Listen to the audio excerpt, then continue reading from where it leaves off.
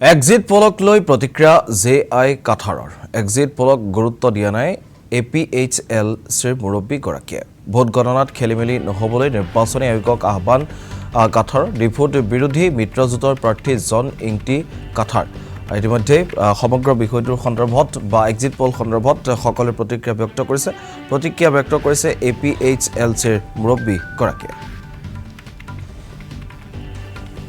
মই বিশ্বাস নকৰোঁ এইটো আমাৰ নিচিনাহে মানুহ সেইবিলাক তেওঁলোকে যিটো ভাবে সেইটো লিখিছে সেইকাৰণে এক্সিট পলৰ কথা বোধহয় আমি ইমান গুৰুত্ব দিব নালাগে বুলি মই ভাবোঁ এইটো আচল কথাটো যেতিয়া কাউণ্টিং হ'ব তেতিয়াহে ওলাব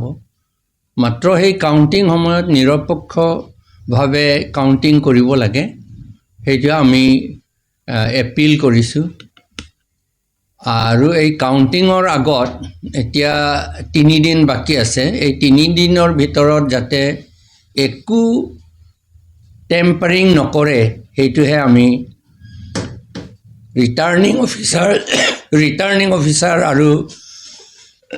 ডিষ্ট্ৰিক্ট কমিশ্যনাৰসকলক মই অনুৰোধ জনাইছোঁ আমি ডিফু সমষ্টিৰ পৰা মই